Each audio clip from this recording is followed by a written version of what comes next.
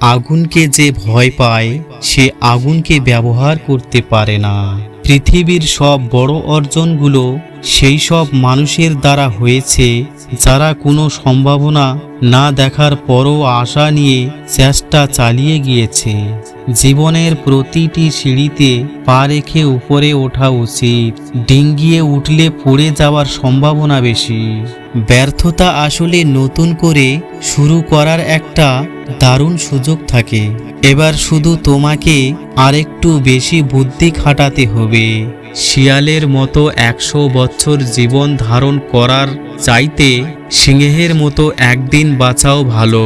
আগের অধ্যায় বারবার পড়তে থাকলে পরের অধ্যায়গুলোতে যাওয়ার কোনো সম্ভাবনা নেই। যখন কোনো সফল ব্যক্তির দিকে তাকাবে দেখতে পাবে অনেক মানুষ খ্যাতি, কিন্তু দেখতে পাবে না সেই সব আত্মত্যাগগুলোকে যেগুলি ওই সাফল্য এনেছে। আকাশের দিকে তাকাও, আমরা একাই নই, পুরো মহাবিশ্ব আমাদের প্রতি বন্ধুত্ব সুলভ।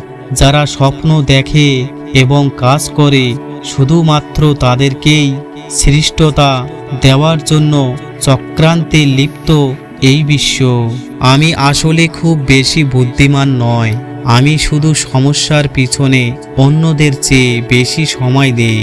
সাফল্য মানে নয় বারবার পড়ে গিয়ে 10 বারের মাথায় উঠে দাঁড়ানো।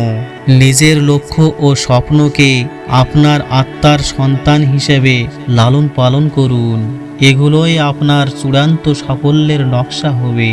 আশা কখনো তোমাকে ছাড়ে না, বরং তুমি তাকে ছেড়ে দাও। সেই যথার্থ মানুষ যে জীবনের পরিবর্তন দেখেছে এবং পরিবর্তনের সাথে নিজেও পরিবর্তিত হয়েছে। স্বপ্ন বাস্তবায়ন না হওয়া পর্যন্ত তোমাকে স্বপ্ন দেখতে হবে। আর স্বপ্ন সেটা নয় যেটা তুমি ঘুমিয়ে ঘুমিয়ে দেখো, স্বপ্ন হলো সেটাই যেটা পূরণের প্রত্যাশা তোমাকে ঘুমোতে দেয় না। সময়ের সত্যিকারের মূল্য দাও, প্রতিটি মুহূর্তকে। যে কাজ আজ করতে পারো তা কালকের জন্য ফেলে রেখো না। কর্মজীবী মানুষের ঘরে ক্ষুধা উকি মারে কিন্তু ঢুকতে সাহস পায় না। সুযোগ হচ্ছে সূর্যোদয়ের মতো, বেশি দেরি করলে হারাতে হয়। নিজের জীবনে ঝুঁকি নিন, যদি আপনি জেতেন তাহলে নেতৃত্ব করবেন, আর যদি হারেন তাহলে আপনি অন্যদের সঠিক পথ দেখাতে পারবেন। আমার অভিধানে অসম্ভব নামে কোনো শব্দ নেই। তোমার মেধার ঘাটতি থাকতে পারে, কিন্তু তোমার চেয়ে বেশি পরিশ্রম অন্য কেউ করবে সেটি তো হতে দেওয়া যায় না। পরিশ্রম দিয়ে মেধার ঘাটতি অবশ্যই পুষিয়ে নেওয়া যায়। আমি তার উদাহরণ।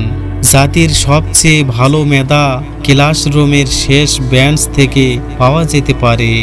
বড় কেউ কাউকে করতে পারে না, বড় হতে হয়।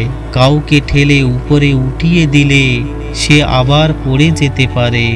আমি ব্যর্থতাকে মেনে নিতে পারি, কিন্তু আমি চেষ্টা না করাকে মেনে নিতে পারি না। আমি সর্বদা সমালোচনা খুঁজে বেড়াই। তোমার কাজের প্রতি একজন যুক্তিসম্পন্ন সমালোচক সর্বনা। যদি আমাকে একটি সমস্যা সমাধানের জন্য 1 ঘন্টা বেঁধে দেওয়া হয়, আমি 55 মিনিট সমস্যাটাকে নিয়ে চিন্তা করি এবং বাকি 5 মিনিট সমাধানটা নিয়ে চিন্তা করি।